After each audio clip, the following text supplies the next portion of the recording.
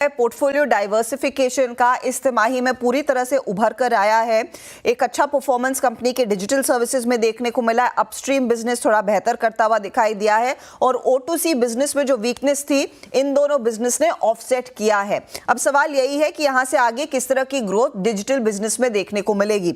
अब growth in digital services वो specifically mention करते हैं, आरपू के बढ़ने से उसका फायदा मिलता हुआ, कंज्यूमर एंगेजमेंट मेट्रिक्स बढ़े हैं, उसका भी फायदा मिला है। जिस तरह की ऑफरिंग्स आई है जियो फाइबर की तरफ से, जियो का ब्रॉडबैंड स्पेक्ट्रम, उस सब ने इनफैक्ट एक अच्छा खासा योगदान दिया है।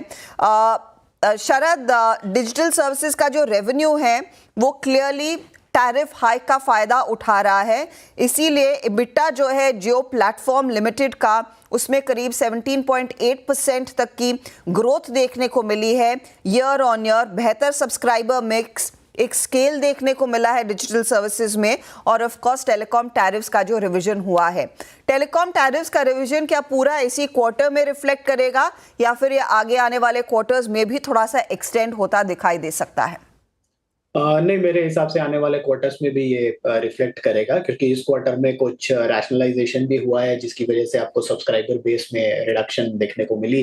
तो मुझे लगता है वो इफेक्ट आपको आने वाले क्वार्टर्स में नहीं रहेगा, तो प्योर सब्सक्राइबर एडिशन भी प्ले आउट करेगी। और प्लस जो एवरेज आरपू में जो इंप्रूवमेंट है, जो नंबर आया है, मेरे हिसाब से वो उम्मीद से काफी बेहतर है और आने वाले क्वार्टर्स में भी इसका इफेक्ट आपको दिखते रहना चाहिए। और इसके अलावा मेरे हिसाब से जो बाकी प्लेटफॉर्म्स की मोनेटाइजेशन है, चाहे सब्सक्राइबर बेस एडिशन हो, जैसे आप FTTH और जियो फाइबर की बात कर रही थी, वहां पे भी कंपनी काफी अग्रेसिवली लॉन्ग टर्म टारगेट्स दे रही है, लगभग एग्जिस्टिंग बेस से 2-3 गुना करने की।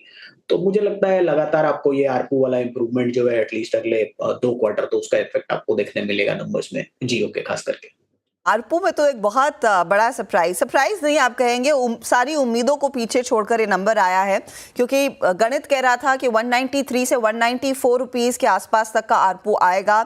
ये आंकड़ा 195 पर आया है। वो इनफैक्ट फ्लैश भी होना चाहिए। 195 का आरपू सबसे मजबूत आरपू है जियो प्लेटफॉर्म्स के लिए। जहां पर एक्सपेक्टेशन थी ये लगभग 7% बढ़ेगा, ये 7.4% बढ़ता हुआ दिखाई दिया है और ये आप कह सकते हैं कंपनी के लिए एक बड़ा हुक्म का इक्का रहेगा। पार्थिव, उस लिहाज से सम ऑफ पार्ट्स आप कहेंगे तो जियो का अब कितना कंट्रीब्यूशन आएगा स्टॉक को ड्राइव करने के लिए, क्योंकि यही वो आंकड़ा है जिसको लेकर बाजार भी काफी उत्साहित था जब से हमने सुना कि कंपनी टैरिफ हाइक कर रही है। कंपनी ये भी कह रही है टैरिफ हाइक का फायदा अगले 2 से 3 क्वार्टर्स में जारी रहेगा।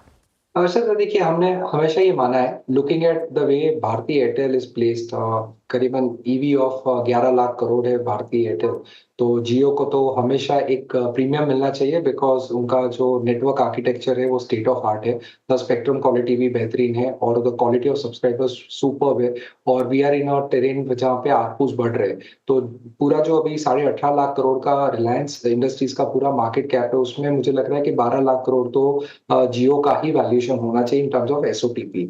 और ये क्वार्टर की इंटरनल्स देखे तो जो आरपू हाइक हुआ है वो सालाना करीबन 7.5% पे हाइक हुआ है, which is a substantial hike. बहुत बड़ा ऑपरेटिंग लेवरेज मिलता है और अच्छी बात यह है कि इसका पूरा जो ऑपरेटिंग लेवरेज है उसका पूरा फायदा आने वाले 2-3 क्वार्टर में किक इन होगा। I think quality of subscribers, because around 148 million total 480 million subscribers जो रिलायंस के पास है, उसमें से आज की तारीख में 148 million are already with 5G और 5G सब्सक्राइबर्स हम जानते हैं हाई पेइंग है और almost 34% of wireless data traffic ये 5G सब्सक्राइबर्स लाते हैं और मुझे लग रहा है ये ट्रेंड बढ़ रहा है। तो आगे जाते हम देखेंगे कि जैसे जैसे ये subscriber churn for the good हो रहा है प्लस आरपू बढ़ रहा है, तो Jio will be the I think the highest profit garner vertical, because retail में जैसे आपने भी समझाया कि एक रैशनलाइजेशन कर रहे हैं उनके स्टोर्स के, तो यहाँ पे एकदम से वॉल्यूम रेवेन्यू ग्रोथ नहीं दिखेगा और that is evident from the fact कि 30 बेसिस पॉइंट उनके एबिट मार्जिन बढ़े। तो मुझे लग रहा है आने वाले काफी क्वार्टर्स तक Jio will be the driver of the earnings for the consolidated entity of Reliance Industries. In fact Jio driver रहेगा।